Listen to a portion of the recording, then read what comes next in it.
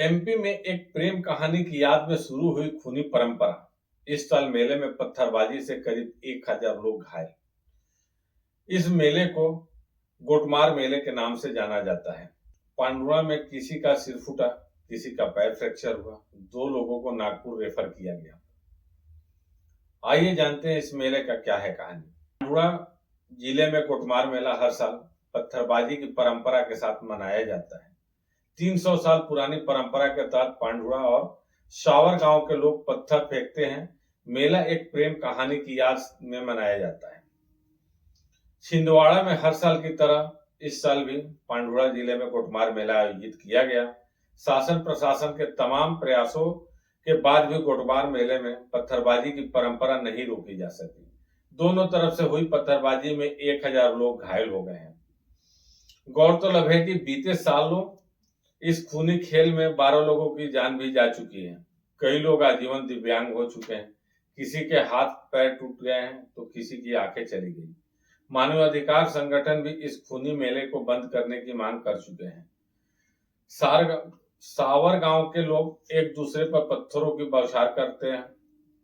ये खेल शाम तक चला। बीते 300 सालों की परंपरा रूप में मेले आयोजित हो रहा है। इसमें सावर गांव और पांडुआ के पक्ष के एक दूसरे पर पत्थरबाजी करते हैं। विश्व प्रसिद्ध गोटमार मेला हर साल भाद्र पक्ष की अमावस्या की तिथि पर आयोजित होता है। पांडुआ के जाम नदी के दोनों ओर से लोगों के बीच खेले जाने वाले इस खूनी खेल को लेकर कई किंवदंतियां हैं। बताया जाता है कि पांडुआ का लड़का और नदी के दूसरी तरफ सावर गांव की लड़की से प्यार करता था।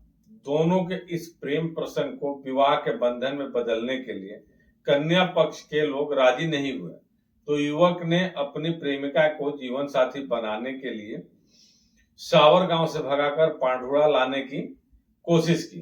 इस दौरान सावर गांव वालों को यह बात मालूम पड़ गई। उन्होंने अपनी प्रतिष्ठा पे आघात समझ लिया।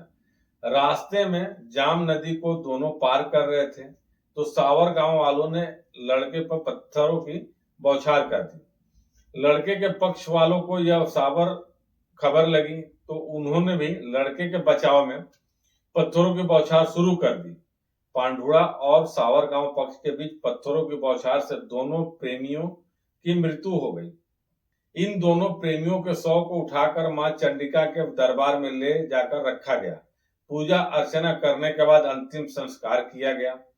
इसी घटना की याद में मां चंडिका की पूजा अर्चना कर गोटमार मेले को मनाया जाता है। कई वर्षों से यह परंपरा निरंतर चली आ रही है। पेड़ पर लगे झंडे को पाने वाले पक्ष की जीत होती है। मेले के दौरान आराध्य देवी मां चंडिका के पूजन के बाद जाम नदी के बीचों बीच पलाश का पेड़ और झंडा गाड़ा जाता है। उसके बाद एक ओर से पांडुआ के लोग और दूसरी ओर से सार गांव के लोग एक दूसरे पर पत्थर बरसाते हैं, जिसमें कई लोग इस पत्थरबाजी में घायल होते हैं।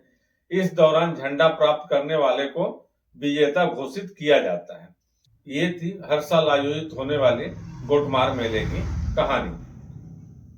इस पे क्या है आपकी राय, कमेंट बॉक्स में जरूर बतलाएं और ऐसे ही वीडियो देखने के लिए लाइक सब्सक्राइब करना न भूलें। धन्यवाद।